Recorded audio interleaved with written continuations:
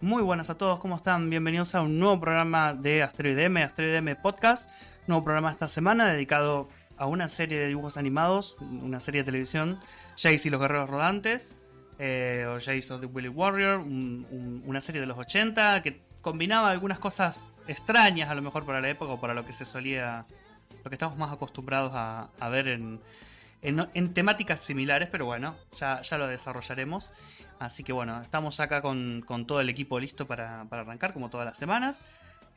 Así que empezamos a presentarnos. Vamos a arrancar con el señor Guille Villarreal. Guille, ¿cómo estás, Guille? ¿Cómo está Fer, Mati?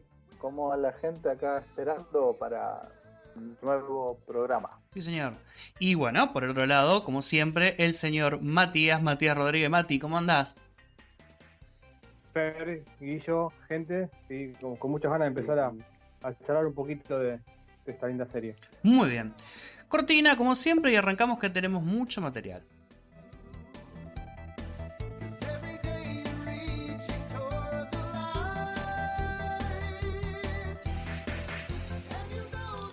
Muy bien, damas y caballeros, ya estamos, listo. Arrancamos el programa de esta semana. Mati, ¿querés arrancar vos con el material que nos traes esta semana? Bueno, haré. Adelante, pues. Bueno, en esta ocasión traigo, como en el capítulo anterior, no sé si el anterior fue o el anterior, ya no bien lo recuerdo, hablaba de un manga que la línea era la mascota, un perrito. Bueno, en este caso, para los amantes de los gatos, traigo un manga con esa temática. Entonces es para es del género comedia, un poquito de drama tiene. Se llama El dulce hogar de Chi, ¿sí? Está escrito por Kanata Konami, una mangaka que ya tiene varios mangas escritos y siempre usa como tema el gato. Bueno, este es creo que uno de los más conocidos que tiene ella. Se empezó a publicar en 2004 y se siguió hasta el 2015. Consta de 12 tomos y, bueno, para hacer una pequeña sinopsis de lo que habla la historia en sí, es la historia de un gatito, ¿sí? Chi, que sale de paseo con su mamá, sus hermanitos, y por esas cosas se pierde, ¿sí? Termina perdido en una plaza. Entonces empieza a llorar. Justo coincide que en esa plaza dando vuelta está la familia, que son los protagonistas también de la familia llamada. El nenito se pierde también y se pone a llorar y tac, se cruzan los dos juntos, eh, ahí empiezan a cruzar las miradas y se encariñan tanto que bueno, se lo terminan llevando a la casa para darle familia, para adoptarlo. Entonces resulta de que al lugar en el que van no están permitidas las mascotas o la gente, la persona que está a cargo del lugar, medio como que no le gustan los animales, entonces no hay mascotas ahí, entonces lo esconden, entonces ahí tienen una cosita como para contar. Y le, o sea, la idea de este manga es que a medida que el gato se va adaptando a la familia, va pasando cosas y ellos le van enseñando, lo van domesticando, ¿sí? En cierta manera. Y son cosas que van pasando, cosas cotidianas de aquel que tuvo gatos o le gustan los animales, sabrá entender las cosas que pasan. Son cosas simples, ¿sí? Cosas cotidianas, es más algo cotidiano. Y sí, o sea, está apuntado para un público infantil, es para el género, es para los Kodomo, para poner un término, Kodomo. Ese es el género para chicos, digamos. Claro, La para clasificación chicos, o... Kodomo. Claro. Sí. Sí, pero en realidad uno, como todo, ¿viste? Siempre apuntan a uno, pero el que es amante del gato a lo mejor le gusta mirar o le gusta leerlo. Eh, es para público en general, digamos. Claro. Lo que tiene bueno el manga es que está escrito está pintado con colores, unos colores parecidos a la acuarela, que es muy agradable de verlo, ¿sí? Entonces es muy, Eso está muy bueno para los chicos, para que empiecen a meterse en el mundo del manga. Aparte también tiene por momento tiene poco diálogo Ujú. y está muy bien contado por viñetas. Entonces se lee fácil con solo las imágenes. Está muy bien narrado. Claro. Por eso también está bueno para los chicos que empiezan a leer y esas cosas. Es como para empezar a meterle un poquito en la lectura y por eso me gustó para, para traerle este manga y mostrárselo, porque es muy entretenido de leer. Ajá. Qué curioso que, Y perdón, que menciones que el tema de las acuarelas está bien en color. viene el color, eso también es otro detalle más, por eso te decía que está totalmente pintado a color. Mira. Eh, o sea, tiene un color, no es un color saturado o así, no sé, tirando a, no sé ninguno, puede ser Dragon Ball o esos mangas así bien fuertes, no, este es más Tipo cálido, pastel. ¿ah? Tipo pastel, sí, colores cálidos, Claro. sí, No, yo lo menciono claro, por el hecho de que me llama la atención de que esté en color. A ver, corregime si me equivoco, pero la mayoría se suele comercializar en blanco y negro, no sé no sé en qué porcentaje, pero generalmente el manga o en líneas así masivas suele ser en blanco y negro, ¿verdad? Es muy raro que venga uno a lo mejor está bien, porque está orientado justamente para chicos y porque intenta también claro. eh, atraer por ese lado, pero no es algo usual, ¿verdad? No, por eso también debe haber, yo la verdad que conozco algunos mangas que por ejemplo empiezan las primeras páginas con color Ujú. y después siguen con blanco y negro o escala de grises y ya está. O sea, te muestran un poquito de color y listo, nada más. Eso también se suele utilizar en el manga. Así, pero así color completo como este yo he visto muy poco, así que Mira, no. Creo que debe ser el único que hasta ahora. qué curioso. Y bueno, después, como tuvo buena repercusión, hicieron la animación como corresponde, el- y son de 2 temporadas, son 200 capítulos, pero lo que tiene es que cada capítulo cada capítulo del anime resume un capítulo del manga. Así que son casi 200 capítulos más o menos, una cosa 200. así. Sí. Ah, la miércoles. Claro, porque duran cortito, duran 3 minutos, 4. Ah, claro, claro.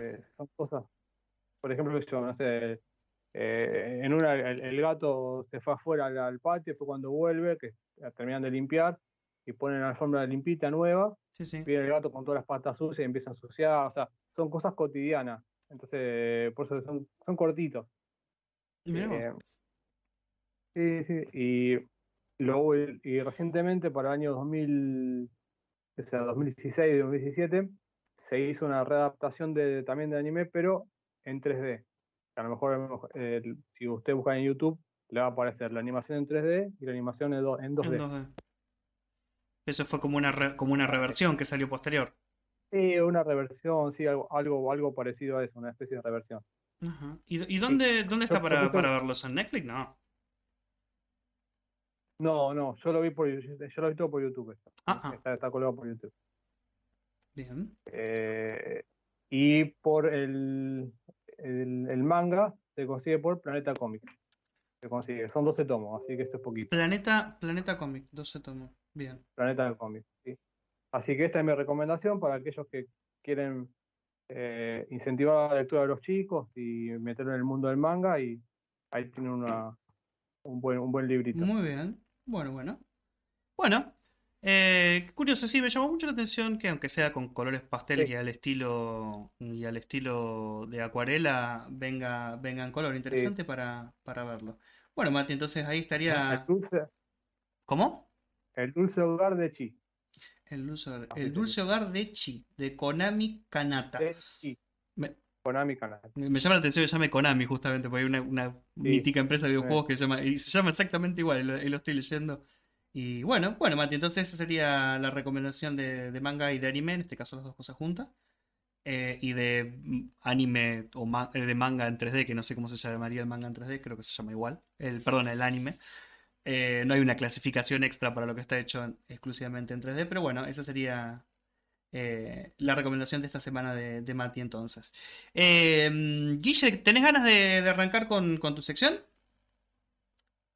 Sí, sí, Métale, métale, voy a métale. arrancar, hoy arranco. La otra vez, bueno, tuvimos el agrado de traerles una obra de este sello Cliffhanger que surgió, bueno, después de todo el conflicto que se dio en Marvel con Image. Así que bueno, en ese programa hablamos un poquito de lo que era Battle Chaser y Ujú. en esta oportunidad le toca a la serie de Danger Girl, pero quiero aclarar algo antes. No voy a tocar, en el sello Cliffhanger hubo 3 series que se destacaron, de entre las que hubo. Eh, Hay una cuarta que se destacó de una manera menor, si se quiere. Eh, yo solamente de Cliffhanger voy a hablar de estas dos, obviamente de la que ya hablé, que es Battle Chaser, y ahora de Danger Girl. No voy a tocar el tema de Crimson, de Humberto Ramos, porque bueno, es como una serie que no me llamó para nada la atención. Más allá del trabajo de Ramos, que tampoco era en ese momento como muy destacado. No estoy diciendo que su trabajo no sea muy destacado ahora, aunque bueno, nada, tengo como eh, mi- mis prejuicios, digamos, con respecto a Ramos. Pero Ujú. bueno, la cuestión en sí es que quería destacar la obra de Dan Shergill porque me parece que al igual que Battle Chaser son unos pequeños aciertos que tuvieron. Y bueno, nada, yo conseguí una edición, que es la edición la, la edición normal, digamos, en su idioma original. Yo tengo varios tomos de esta serie, que están todos en inglés. Bueno, como sabrán por mi trabajo, nada, a veces consigo el material en su idioma original, lo puedo leer igual, o sea, a mí no me afecta en lo absoluto. Y bueno, nada, me parece que es una obra que tengo que destacar, quizás no tanto por el guión, pero sí quiero hacer como una especie de salvedad con respecto a esta obra. La obra de Danger Girl está dibujada por Scott Campbell y está escrita por él mismo, o sea, el autor hace como una especie de fase integral, inclusive también lo ayuda Andy Hartnell, que es como si fuera la parte del guionista, o sea, él figura como guionista, pero bueno, la historia es como una idea integral, ¿no? Que produce Scott Campbell.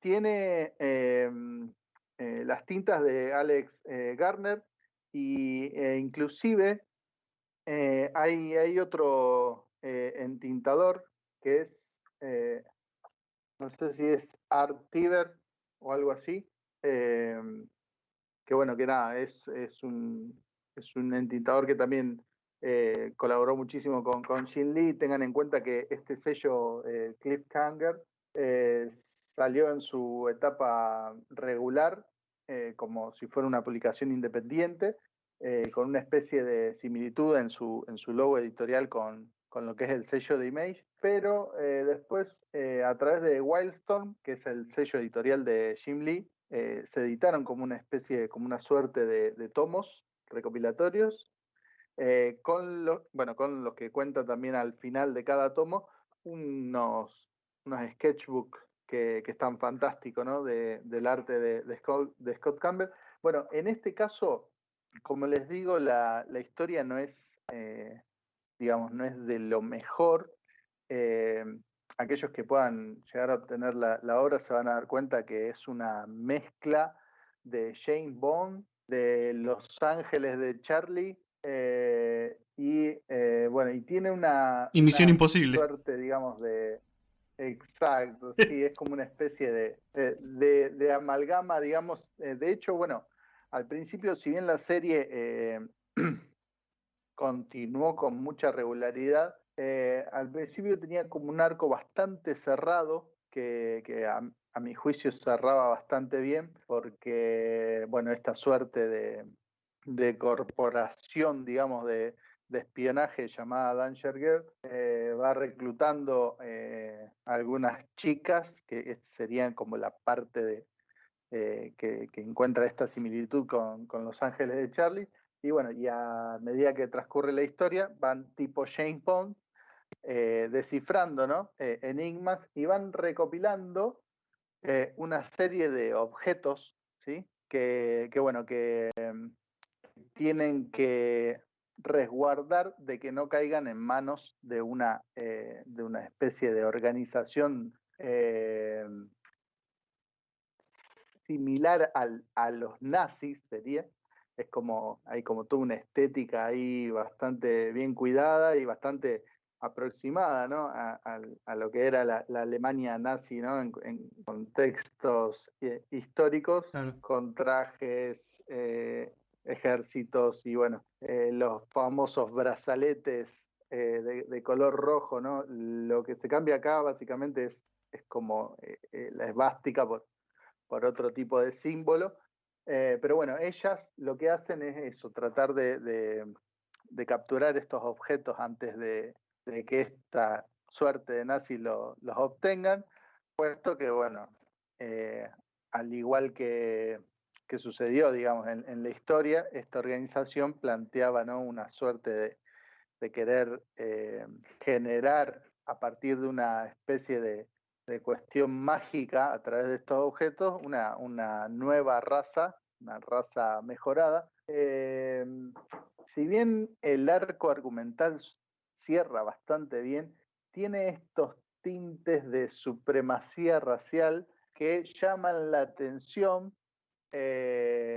Bueno, uno por ahí los puede pasar por alto, pero bueno, el cómic también distrae muchísimo porque tiene a las protagonistas que están casi todo el tiempo semi en bolas, digamos.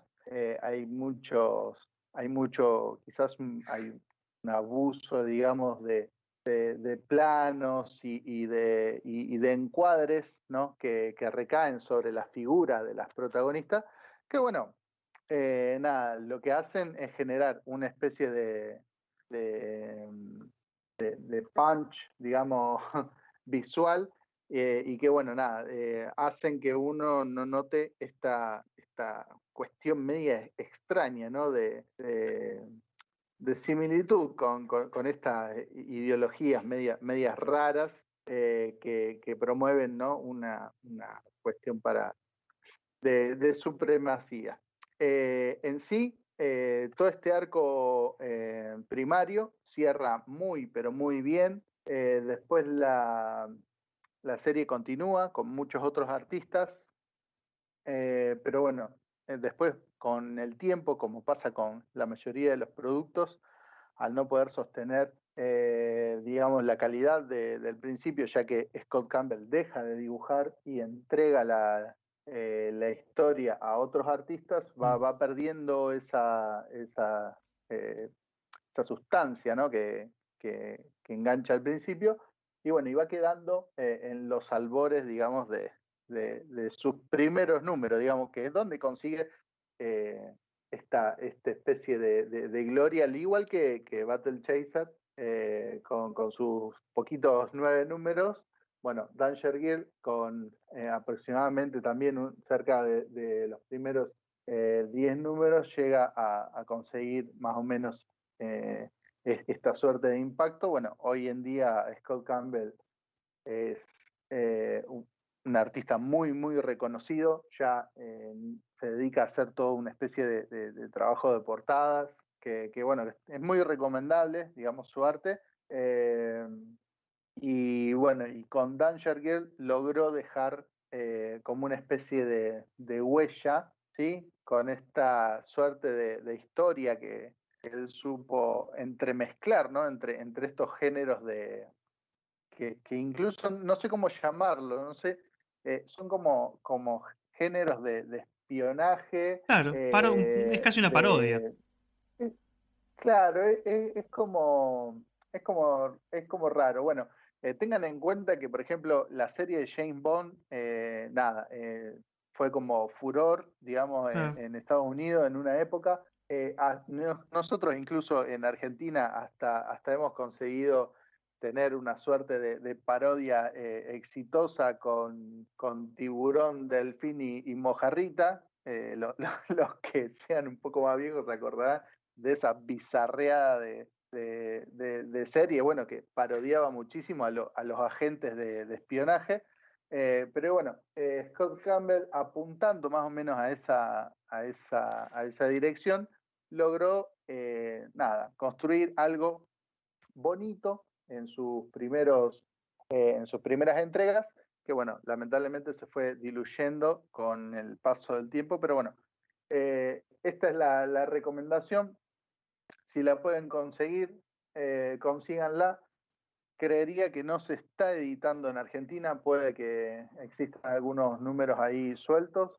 No he visto ningún tipo de TP ni tomo recopilatorio, pero bueno, vale la pena tenerlo porque abunda muchísimo lo que es la figura humana.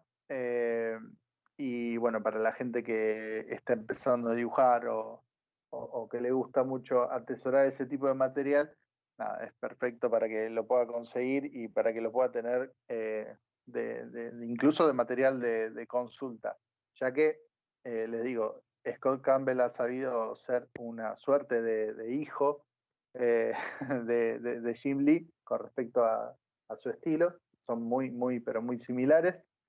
Y bueno, y le ha sabido también dar como una especie de vuelta de tuerca para obtener, ¿no?, su diferenciación. Así que creo que, bueno, por ahí va la recomendación mía para hoy. Recuerden, no solamente voy a hablar de esto en Cliffhanger, no pienso tocar el tema de Crimson porque me parece demasiado horroroso. Había una serie de steampunk que produjo Chris Bachalo, la cual fue bastante irregular, tuvo como muchas interrupciones, como que por ahí salía y después no salía, es muy difícil de conseguir ese material, así que bueno, con lo que respecta al sello, particularmente solamente voy a destacar estas dos obras, y en las próximas entregas seguiré con otro tipo de material, pero bueno, lamentablemente no lo podré tocar porque también eso escasea muchísimo, sobre todo de esa época, al igual que muchísimo material, por ejemplo, que de crossover y esas cosas, hay, no sé si lo sabrán, pero bueno, hay algunas historias o algunos cruces que se han dado, digamos, en una época y que como esos acuerdos se han disuelto, es imposible que se vuelvan a volver a editar. Y bueno, y esas publicaciones ya no se consiguen más, así que, bueno, esta, por ejemplo, no se consigue, no hay tomos recopilatorios y sí se puede conseguir, bueno, de manera muy aleatoria y quizás no de manera completa. Así Sí. que bueno, esa fue la recomendación para el podcast de hoy. Sí, sí, yo coincido, es una obra bastante recomendable, no solo para los que les guste el arte, a ver, los que les guste, digamos, a Jim Lee o a Scott Campbell o más o menos todo ese estilo que hubo en los años 90, fines de los años 90, porque es básicamente de esa camada, sino también a lo mejor el que le interese o que siga de alguna manera el cine de espionaje, a lo como dijimos antes, en lo que la obra está fuertemente influenciada, en obras como James Bond, como tantas películas que hay de James Bond. En esos años, si no me equivoco, estaban las versiones de Pierce Brosnan. Él era, creo que encarnaba a 007 durante los años que salió Danger Girl. Pero bueno, sí, tiene, como dice Guille, tiene cosas de Los Ángeles de Charlie, tiene cosas de Misión Imposible. De hecho, hay un personaje que es como una especie, como si fuera, creo que es el jefe de las chicas, de las agentes estas, de esta especie de MI6 medio extraño, que Campbell lo dibujó en base a la apariencia de Sean Connery, que fue uno de los Es la James Bond. reencarnación de Claro, Sean Connery. que fue uno de... Tengan en cuenta que estos géneros sido muy útiles en su parte más seria, como James Bond, y también han tenido mucho efecto en su parte parodiada. Recuerden que, por ejemplo, el Agente 86 es Sí, sí. como una comedia, Sí, el género. muy, a veces, claro, por momentos muy absurda, pero que la gente ha sabido atesorar mucho. Y creo que lo inteligente y lo que yo quería destacar de esta obra fue eso, fue la idea de agarrar una idea de Garpa y llevarla con una buena estética a hacer un producto.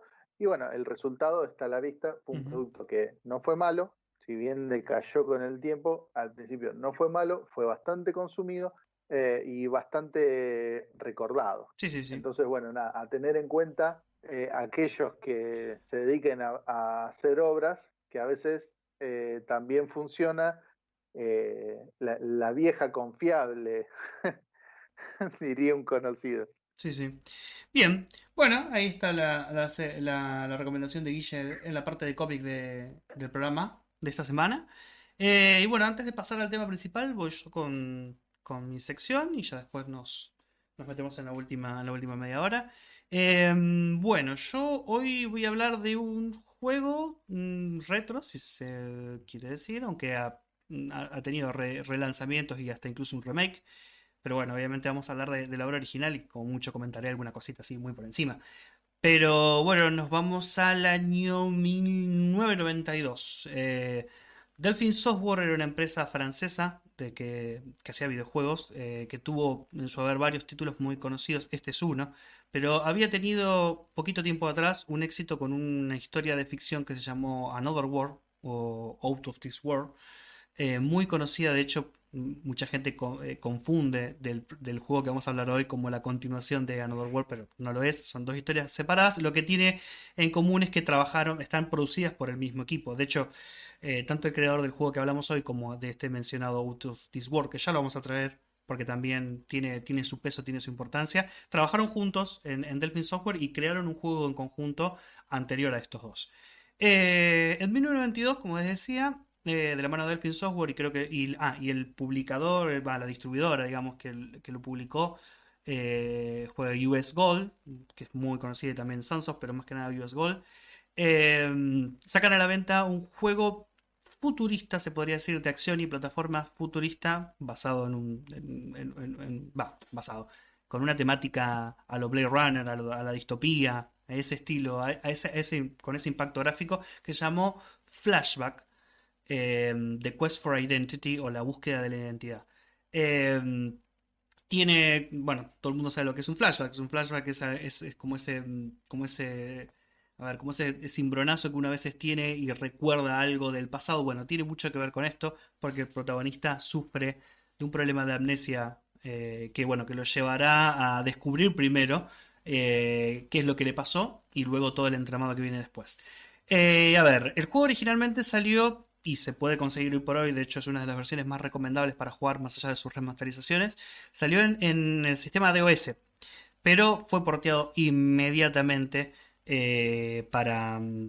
bueno, para la Amiga, no, perdón, digo mal. El juego salió originalmente en Amiga y fue enseguida porteado, perdón, para MS-DOS, para Microsoft DOS, el sistema operativo. Y bueno, después tuvo conversiones a las plataformas de consolas hogareñas de ese momento, que son Super Nintendo y la versión de Mega Drive, siendo la versión de Mega Drive una de las más recomendables. De hecho, yo lo conocí en Mega Drive en un super cartuchazo de 20 y pico de megas que pesaba una tonelada, pero bueno, se explica bien el porqué. Y bueno, hasta hace poquito en su 25 aniversario, tuvo una remasterización que se puede conseguir hoy por hoy en Steam y en Steam y en GOG.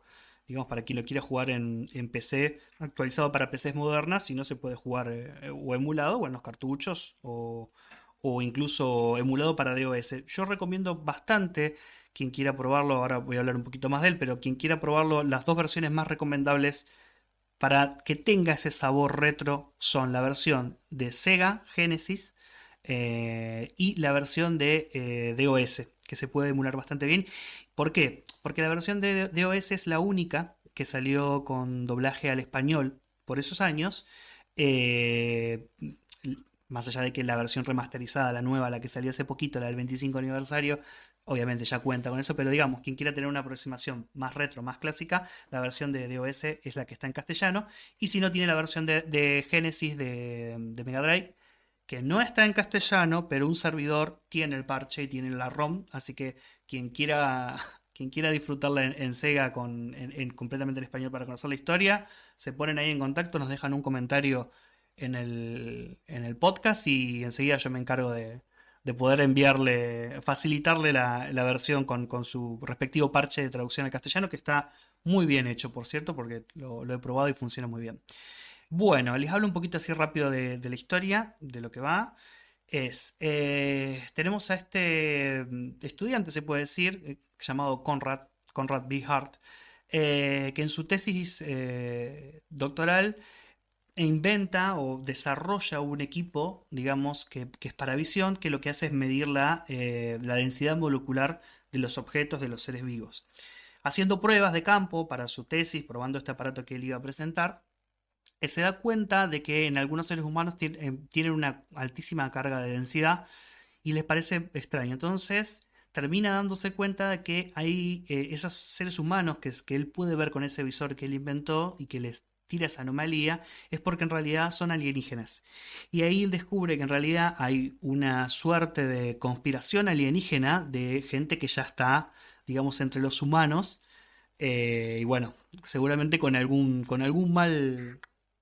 mala intención, como siempre suele pasar cuando hay una conspiración de aliens así metido entre la humanidad. Bueno, resulta ser que obviamente no iba muy mal encaminado en lo que pensaba, porque al ser descubierto de que él puede verlos, de que él puede, que ha descubierto que hay aliens entre los seres humanos en la Tierra, sufre de un secuestro, de una adopción, en el que le borran la memoria.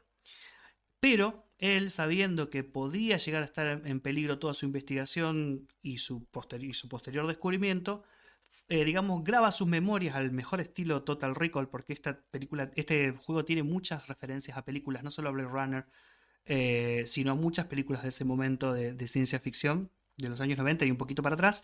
Graba su memoria en un holocubo, para que si a él le ocurre algo, pierde la memoria, él podría recuperar y saber qué es lo que pasa. Bueno, qué es lo que pasó realmente.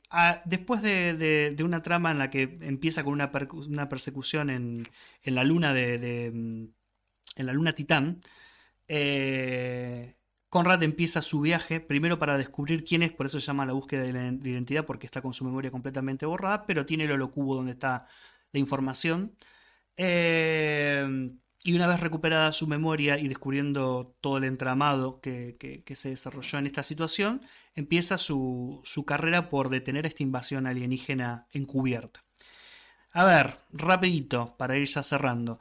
Flashback es un juego de acción y de plataformas muy, muy, muy al estilo de juegos como Príncipes de Persia, tiene una jugabilidad casi calcada, y Out of This World, que es el juego anteriormente de Derek Chahi mencionado y también publicado por Delphin Software.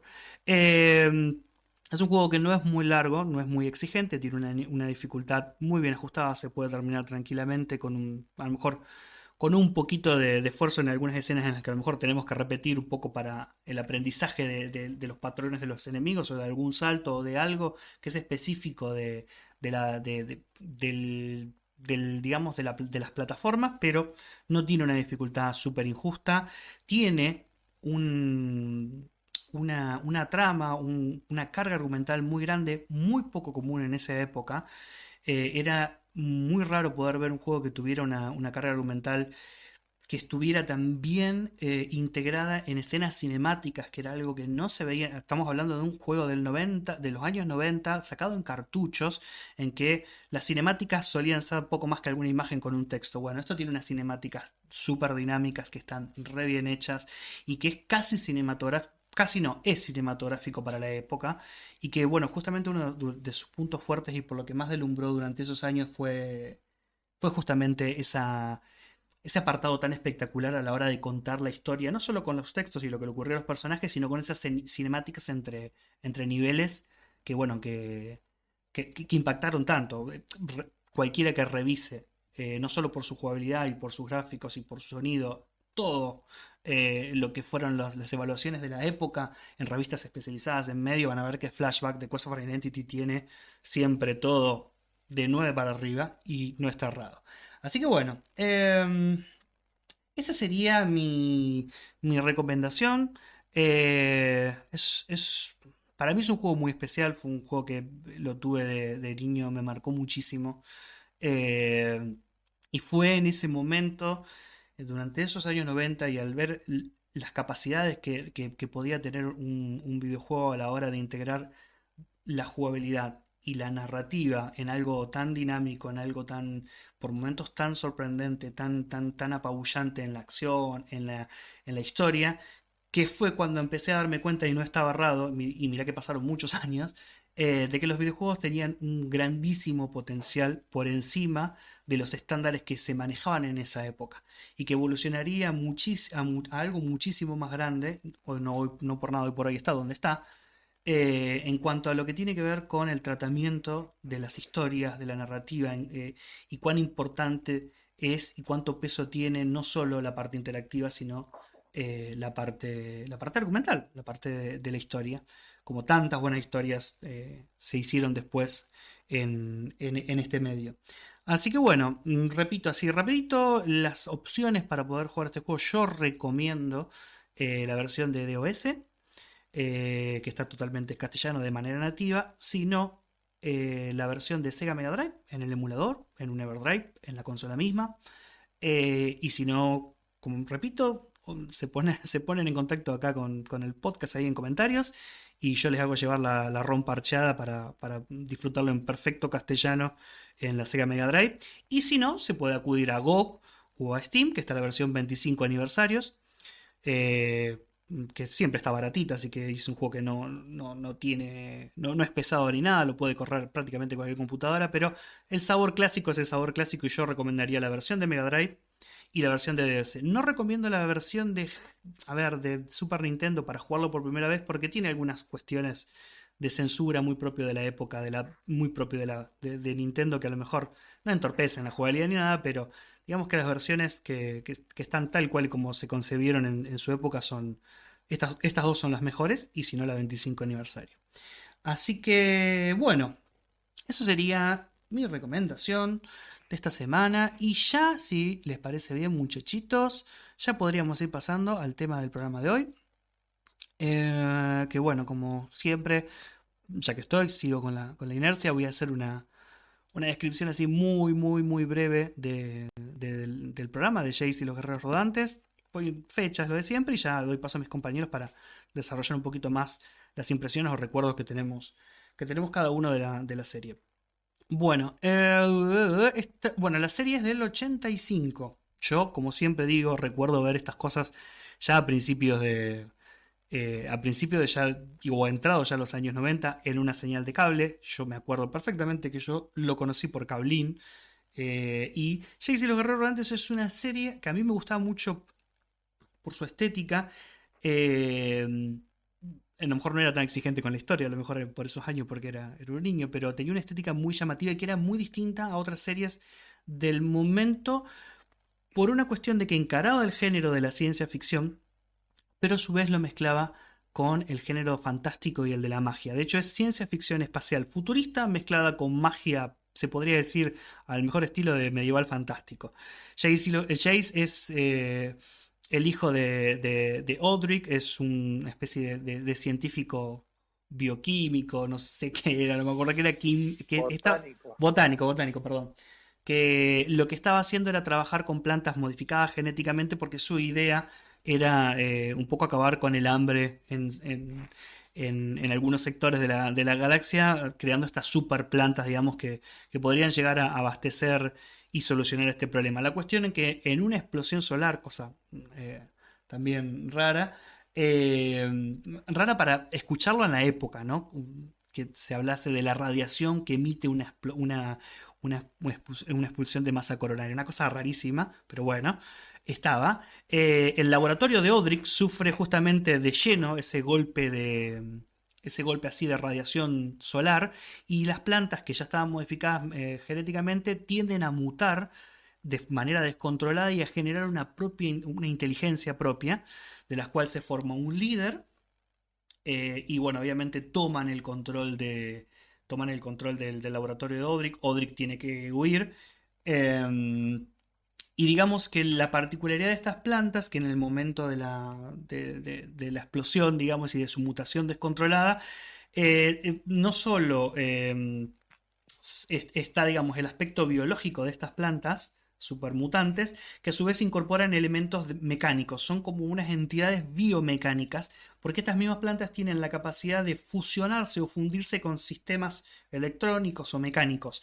De hecho, su forma, digamos, de guerra, su parte bélica, digamos, su brazo armado de estas plantas que se llaman las mentes monstruosas, son una especie de híbrido entre plantas y vehículos de guerra.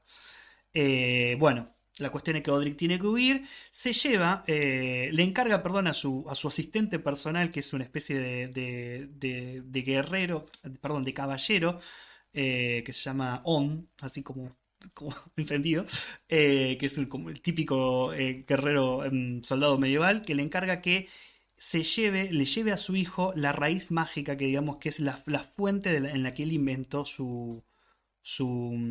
digamos, con la que él desarrolló todo su experimento, que se la lleve a su hijo, que él tiene la otra mitad. Una vez que estén unidas, digamos, lo que harían es poder acabar con las mentes monstruosas utilizando el poder de la raíz mágica.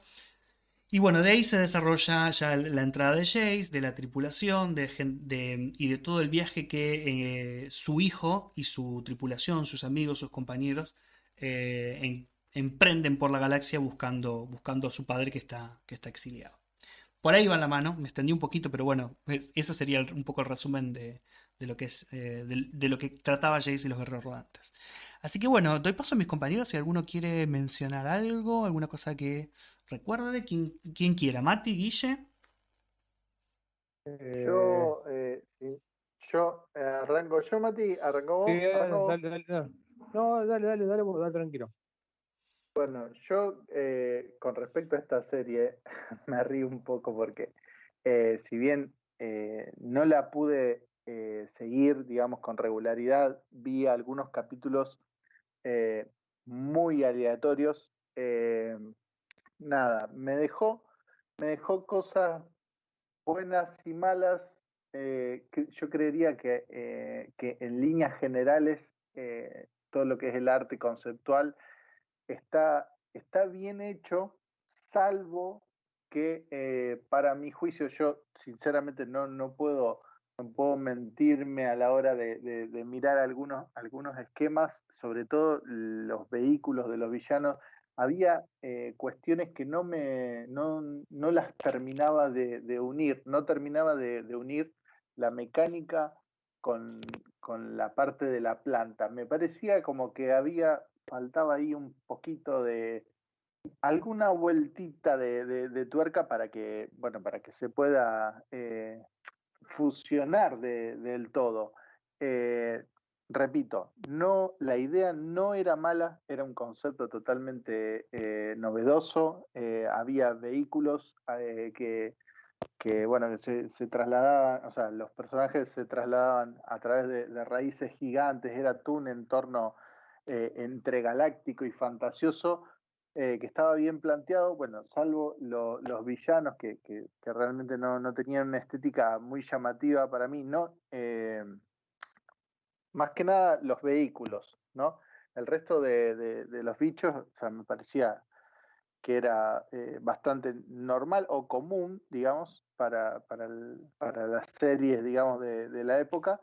De hecho, bueno, nada, yo veía, digamos, otras series que tenían así como similitudes y bueno, no me parecía mal. De hecho, este villano que tenía su cabezota, digamos, grandota, estaba bastante bien planteado. El jefe Saw. Lástima eso, que no, me parecía que la funcionalidad de los vehículos no se condecía quizás con la eh, con, digamos, con la mecánica que debería llevar para que sea del todo creíble. Si bien el género fantástico no tiene por qué serlo, creo que hay algunas cuestiones que, bueno, si se quedan bastante pegadas, como que funcionan mejor.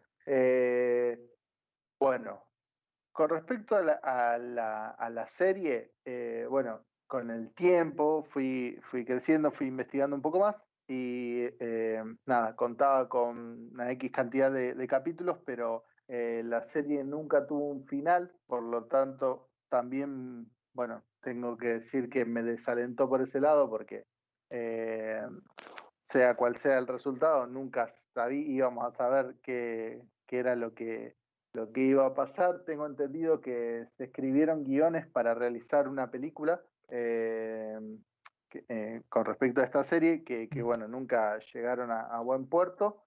Sí existían los guiones, pero bueno, la película nunca llegó, inclusive porque nada, dependía del presupuesto que iba a recolectar lo que son las figuras de acción de la serie.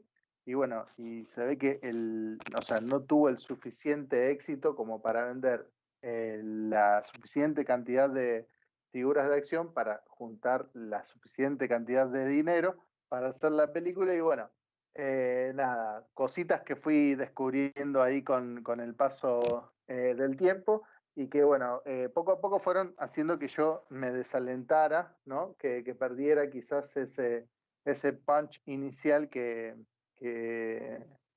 conseguí, digamos, los primeros capítulos que vi así de manera aleatoria. Sí, hay algunas partecitas inconexas, como que haya un pescado así en el espacio que vuele, pero bueno, nada, cuestiones que quizás yo las perdonaba más o las dejaba a un lado, o sea, digamos, quizás no me podía cuestionarla. Eh, Me parecía bien porque los diseños estaban bien, o sea, a lo que voy es eso, es que quizás si los diseños acompañan, todo se justifica de alguna u otra manera, pero bueno, no, volviendo a lo de los vehículos, ahí no pasaba eso, entonces nada, eso es más o menos lo que puedo resumir de lo que fue Jace y los guerreros rodantes, digamos, para mí, para lo que recuerdo de la serie y para lo que pude investigar ya de más grande, digamos. Sí, sí, antes de darle paso a Mati, sí, yo reconozco que es un poco, es bastante variopinto el reparto de personajes, digamos, del equipo de los buenos, por así decirlo. Porque sí, tenés un poco de todo. Más allá de Jace, lo comento así rápido, tenés a Ont, que es este personaje, este caballero medieval muy caricaturesco. Tenés este pescado que vuela, que también es, digamos, la mascota de Flora. Que Flora en realidad no es un ser humano, es una planta modificada genéticamente, Ah, claro. producto de los, ¿cómo se llama? De los experimentos del padre de Jade, de Audric, que es una planta que, Con digamos, poderes con psíquicos. poderes psíquicos, exactamente, que puede detectar justamente a las plantas, que tiene una conexión con la naturaleza muy especial, porque también tiene un poquito de eso. Alguien está haciendo un ruido con el micrófono muy fuerte, no sé qué es, fíjense, quien lo tenga, se escucha raro. Perdón. Y bueno, tenemos obviamente a un mago, por eso yo decía que hace las veces un poco de guía, de sabio, de figura casi paterna del grupo. Y el capitán de la nave con la que Jace y toda su tripulación se mueve por el espacio buscando a su padre, que es una nave que tiene forma de barco, de hecho es como una especie de barco gigante y las velas, digamos que tiene, son como velas solares, que ese concepto estaba muy bueno, pero me refiero a veces lo extraño de la mezcla de géneros, porque tenía elementos de magia o de propios de época antigua mezclados con ciencia ficción que le daban ese carácter bastante único. A mí en particular, bueno, a vos, Guille, mucho los malos no te convencieron, pero de hecho yo miraba la serie, no sé por qué, pero yo miraba la serie porque a mí realmente me gustaban mucho más los villanos, y en especial el jefe Sa, que era la mente monstruosa predominante, digamos, la que dominaba sobre todas las demás, sobre todo sus generales. Y me gustaba mucho el hecho de esa unión biomecánica o bioelectrónica. Obviamente sí, tenía sus falencias porque hoy por hoy no sonaría realista, digamos, la forma en la que se integraban esos dos elementos. Pero me gustaba mucho los villanos. Me parecía que tenían mucha más personalidad. Por ejemplo, el jefe Zack que el propio Jace, que era quien daba título y era protagonista de la serie. Voy a hacer una mención muy cortita antes de darle paso a Mati. Una mención especial al doblaje que nos llegó acá, que es el doblaje venezolano. Jace y los Guerreros Errantes se rodó al español al latino, digamos, en, en Venezuela, que de hecho Venezuela, ya lo hemos tratado antes, ha tenido muy buenos equipos y actores de doblaje. Uno de ellos es, por ejemplo, el de Cadillacs y Dinosaurios de la serie animada, que hablamos en programas anteriores. Así que, bueno, no, eso. Te doy paso a vos, Mati, así ya vamos Claro. cerrando. Los derechos los tenía Televisa, me parece, de Jayce y los. Creo que a nosotros nos viene así, viene bajando de México, digamos. Televisa, claro, de México. Sí, puede ser, la verdad que no. Eso sí que ahí Se me ve que mataste. pasa por el doblaje y después nos llega a nosotros, digamos. Ujú. Como muchas series nos han llegado, ¿no? A través de Televisa. Así es. Sí, por suerte no llegó en una versión española, porque la verdad que muchas series de la época eh, se pudieron hacer Ujú. en latino, que eso también creo que ayudó mucho a que sean bien recibidas, porque no me imagino una serie Bueno, con ese idioma español. es curioso que lo menciones, pero en España, muchas series de dibujos Sí. animados de los 80 y de los 90, a España originalmente le llegaron con doblaje latino. De hecho, Mm. He-Man y los Amos del Universo, la mayoría no lo concibe de otra manera que no sea con el doblaje latino original, más allá que después tuvo su versión a su doblaje de español de España. Perdón, era una punta ahí, ya que lo mencionaste. No, no, está bien. No, y yo me acuerdo de la serie, me, me gustaba mucho mirarla. eh, me gustaba porque después con el correr del tiempo uno se va dando cuenta, empieza a atar cabos, pero ¿por qué? Eh, claro, como en el grupito ahí, ¿viste? Hay un mago, hay un guerrero, está uno que supuestamente es el líder que va en busca de su padre. O sea, son todos elementos de el género fantasía que después, o sea, sin darse cuenta uno, eh, tiene ese gusto, va inclinándose para ese lado. Entonces, me gustaba mucho eso de la fantasía. Por ahí no tanto el tema de la tecnología, lo veía por ahí medio absurdo, pero bueno, eh, para la época estaba muy bien. Y qué sé yo, no sé, el personaje que me gustaba mucho era el pececito que volaba, estaba interesante, o sea, esas cosas Erk. sí, llamaban la atención. Y después, qué sé yo, el tema del- de los diseños de personajes, todas esas cosas, Ujú. eh, también eran bastante interesantes. Mm. Y obviamente creo que no se terminó, o sea, no terminó bien la serie. Es como No, que claro. hubo un corte abrupto y se dejó de emitir, como faltando el final, digamos. No sé cuántos capítulos eran en total. Creo que tiene 2 temporadas de 60 y pico de setenta episodios. y cinco o 70. 65. Sí, sí, sí. 65, Sí, sí. pero quedó inconclusa, sí, es verdad. Quedó inconclusa. Eh, Así que bueno, menos mal que. Igual, justo hablamos antes con Guillermo de esto. Esta serie, si uno la empieza a hacer un poquito de memoria, la trae, pero de primera instancia no está en el ranking de las mejores series o la más recordada. A lo mejor alguno la puede llegar a recordar por un gusto en particular, pero generalmente están las series He-Man, no sé, Halcones Galácticos, Thundercats, son series que uno cuando empieza a recordar de la época, digamos, de los 80, son las primeras series que salen, digamos, está Jace, no sé, los Gobots, entran en la segunda Sí, categoría, sí, por sí, eso sí, sí. a lo mejor mucha gente no la conoce, Incluso no la conoce, sí, es verdad. o tampoco se acuerda el nombre, cómo era. Sí. A lo mejor dice, ¿cómo era? Hasta que tenía un muñequito que tenía un pez que flotaba. Creo que debe ser lo más icónico era eso, que era raro para la época. Sí, Y, sí, perdón, sí. continúa, Mati. No, eso ya está, con eso más o menos te escucho. Bien. No, yo como a lo mejor como punto final, si quieren, y ya vamos cerrando el programa de esta semana. A mí, una de las cosas que después me di cuenta, ya con el tiempo, y después de haber visto otras cosas, me llama mucho la atención. Yo me imagino que esto es un poco propósito, pero habría que verlo a la hora de quiénes son los que lo escribieron, ¿no? Quiénes son los que diseñaron los personajes. El lado, digamos, de los buenos en particular tiene mucho paralelismo todos los personajes con los personajes de Star Wars. Que es una cosa extraña porque muchos cumplen un poco el papel de los personajes principales Ujú. de Star Wars. Qué sé yo, por decir una cosa, Jace es muy parecido a Luke.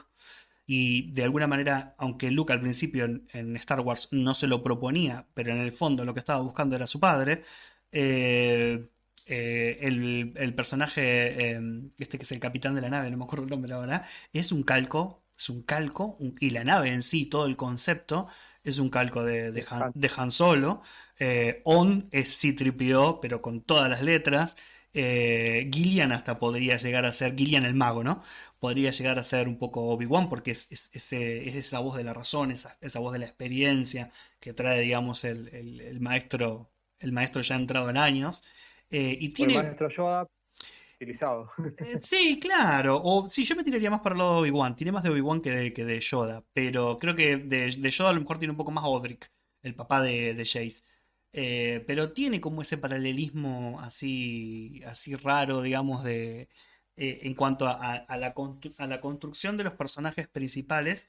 A lo mejor yo le estoy errando y a lo mejor lo relaciono porque es una temática futurista en líneas generales, aunque está mezclado también con la fantasía y con la magia. Pero bueno, eso. Para No, quien. yo creo que está bastante acertado, Fer. De hecho, si la temática de Jace y los guerreros rodantes estuviera más cerca del heliocentrismo, sería bastante similar a Star Wars. Sí. O sea, nos salva la fantasía esta de pescados en el espacio. O Bueno, sea, que claro, es como lo que despega totalmente a estos personajes que son bastante similares a los de Star Wars. eh, que bueno, que de hecho, si estuvieran en galaxias, en naves como se ven en Star Wars, sí, sí. quizás rozaría muchísimo la copia en ese Sí, sentido. sí, sí. Así que toda la razón. Sí, yo estoy casi seguro que una fuerte influencia a la hora de escribirlo pasó por ese lado bastante. Más que nada para que tuviera un poco ese golpe, ¿no? Ese punch de los personajes principales para que a lo mejor uno inconscientemente los relacionara porque estaban en un género similar a los personajes de la misma Star Wars. Así que bueno. Bien, ya nos acercamos ya al final. Perdón, quiero decir una cosa más, que es una recomendación, mis compañeros ya lo conocen, pero bueno, para quien le interese es una alternativa, no solo para a lo mejor relacionado con el programa de esta semana de Jace y los Guerreros Rodantes. Hay una página que se llama Seriesland, búsquenla, que tiene una oferta bastante, bastante amplia de series de televisión y de dibujitos animados clásicos, donde hay mucho material para quien quiera ver muchos de los temas que tratamos de las series o películas o cosas que que vemos acá en el podcast, que es súper recomendable. La página se llama Series Slam, búsquenla porque tiene una programación muy muy amplia y a lo mejor alguna que otra serie un poquito más vieja no funciona, pero el 90% de las series que están puestas ahí se pueden ver y se pueden ver prácticamente en su totalidad. Así que bueno, ya, ¿qué les parece si ya vamos cerrando? Ya está por esta semana. Y nos vamos despidiendo. ¿Qué dicen, muchachos? Sí, de hecho, si a la gente que está escuchando el podcast por ahí, nosotros tocamos alguna que otra serie y por ahí las pueden revivir, o si no se las acuerdan mucho o quieren cotejar, digamos, algo de lo que se habla en el podcast, pueden recurrir al sitio y encontrar la serie allí. Muy bien. Bueno, entonces los dejamos ya por esta semana. Como siempre les agradecemos que nos hayan escuchado hasta aquí. Como siempre va a estar también en la descripción del programa, tanto en iVoox como en Mixcloud, links de referencia sobre los temas que tratamos hoy, eso siempre, y esperamos, bueno, sus comentarios, su feedback para mejorar, para crecer. Todo comentario, toda ayuda que puedan darnos es bienvenido y sirve para mejorar y lo agradecemos profundamente. Así que bueno, nos despedimos ya hasta la semana próxima en otro programa de Asteroide DM Podcast. Hasta luego. Chau, chau. Chau.